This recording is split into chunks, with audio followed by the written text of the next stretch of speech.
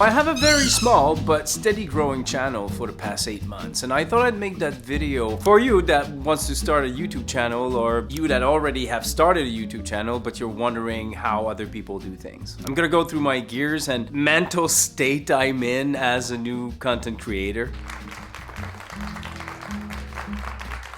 To give you a little bit of context, my late 20s and all my 30s, I always wanted to start a YouTube channel. I was just procrastinating because I was too shy. I didn't know what to talk about. Nobody's gonna listen to me. There's already so many people doing it. All the reason you can think of for not starting your YouTube channel, I had them. And one major thing that was stopping me from starting my channel was the idea of what are people gonna think and say about me. So the first thing I've learned starting my YouTube channel is that nobody cares. You're not the first character in other people's lives. You're an extra in their lives. So people won't look at you nearly as much as you think they will. Once you set you free from this idea that all eyes are gonna be on you, kind of frees you up to do what the hell you want. And I really think that this is your best self that's gonna come out as soon as you stop caring about what other people think. And if you're really passionate about what you're talking about what you're doing, why would you care about what other people say? If they don't like it, it's fine. It's not for them. It doesn't matter. Everybody has a different opinion. If you start listening to all of them, you'll never achieve anything in your life. And yes, there are gonna be people maybe laughing at you, pointing at you, bad comments, but that's just part of the game of putting yourself out there. And also, they're truly insignificant in the grand scheme of things. Yeah, so don't worry about that. At the beginning, I was feeling very silly talking to a camera by myself like this, with my windows all there. And you got people walking by and staring at me. And I would say it took about 10 videos for me to get really comfortable and not really caring about people, what they see, and be comfortable talking to you. But I did do this thing every morning at the beginning for practicing with Mr. Ori. Just walking around and talking to the camera, trying to get more comfortable. And I wanted to be ready for the launch of a channel, but at some point, you're never gonna be ready 100%. So you're gonna have to just start uploading.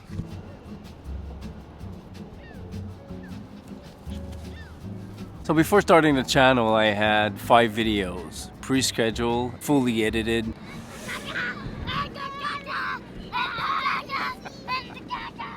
That's what happened when you film outside. There's all sorts of distractions. As I was saying, before launching the channel, I had 5 fully edited and pre-scheduled videos because I was still in the learning process and I didn't want to struggle with consistency while learning. And you have to realize I started from zero knowledge about all of this. Of course, at the beginning it's always a little more stressful because, again, you're learning all that stuff. But after 50 plus videos, you're much better at editing than you were after 2. So I just want to tell you how much I appreciate you watching my video, and if you get any value from it, thank you for liking and subscribing to the channel. I just forgot to tell you how much I appreciate you in the video, so I had to do that in the edit. Yeah, let's get back to it.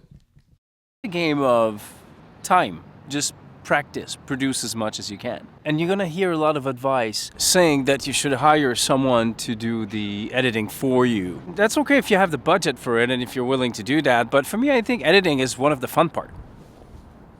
I feel making a video is just like painting. You have an idea and you have to make sense of it. The editing will make the story that you see in your head.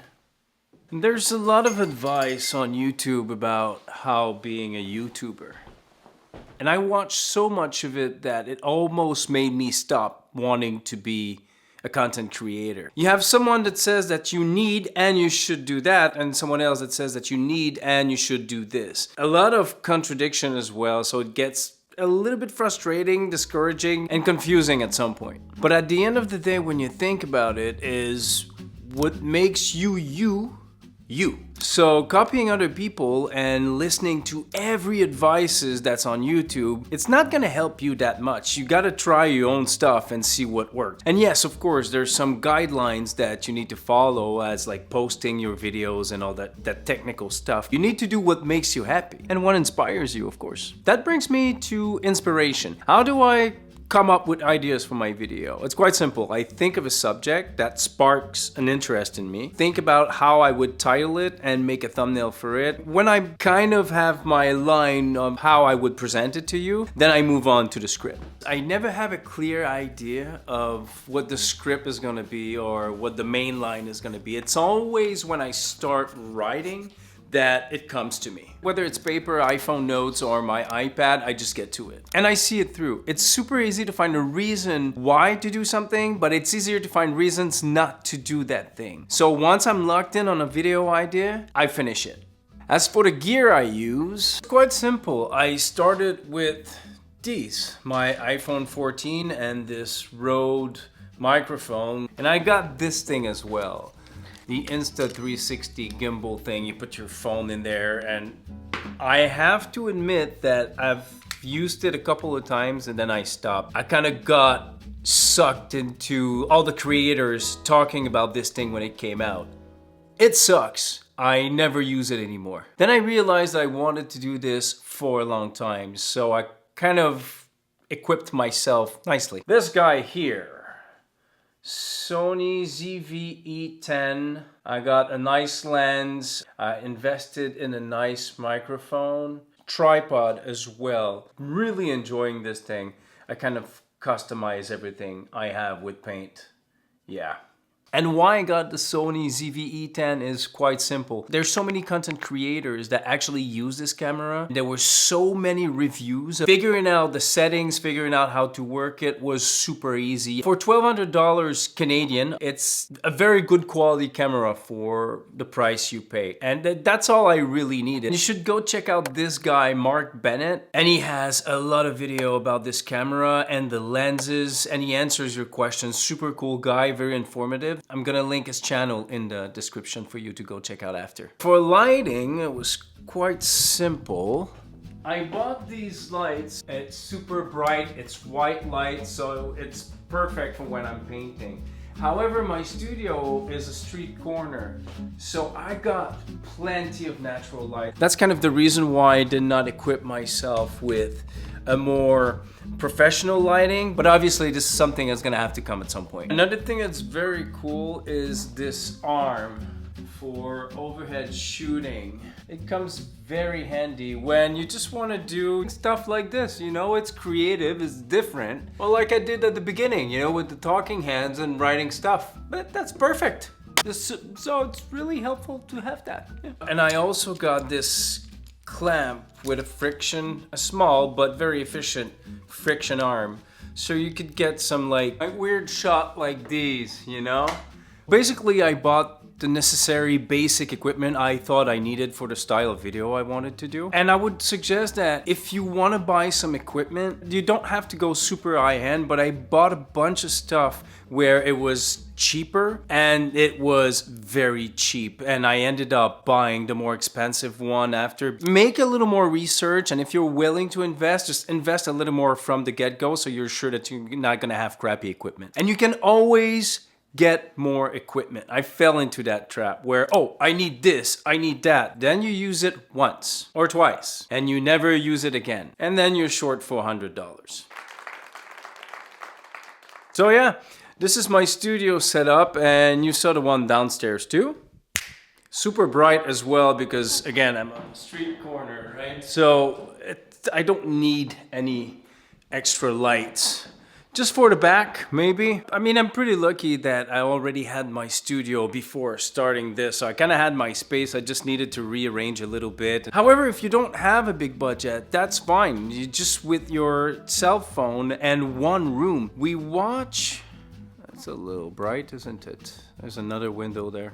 I'm lucky for that. So we tend to look at other creators that have been doing that for a long time, and we say, oh my God, it's such a nice room that they have. It's such a nice background. If we go look at their first video when they started, it's probably not as nice. We all begin something. Use what you have, be creative with what you have, and always think of another possibility. To remind myself that I needed to think all the time, I wrote it right there. I make little notes like this everywhere so I don't forget things. If you do have a smaller budget, I would say to invest into a microphone first. And oh, look who's here!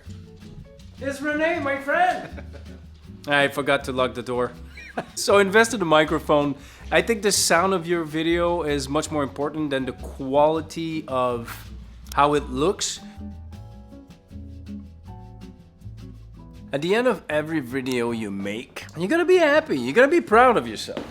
You know, these takes a long time to do. And wait. But of course there's always something better you can do. But at some point you need to let go and upload. And you know what they say, done is better than perfect. And then you post your video. You get no views. You were super happy about the video you did, but nobody's looking at it. The thing is, you can't really let that affect you too much because at the end of the day, your first videos are not gonna get that much views. And then this thing. You post a video, you're super happy about it, and you get 100 new subs. You feel great. Then the week after, you post another video, and for some reason, 10 people leave your channel. This sucks. It happened to me already. This is not fun. However, you can't please everybody. And at some point, you're gonna say something that's gonna offend someone somehow. And being offended right now is the new trend. But that doesn't matter. It should not bother you. Don't let anyone drive you away from your opinion for what you think and doing what you like doing. Control your emotions and take everything with a grain of salt. It's just like the bad and the good comments. You can't trust a stranger that says you're the greatest at something, and you can't trust a stranger that says that you're shit at something. Just make the best video you can that makes you feel good every time. And that's all you can do really. Or what? You're gonna let someone talk you out of something you like because they don't like what you did? And for you, that says that YouTube is hard work. Here's the truth. That is hard work. That is hard work.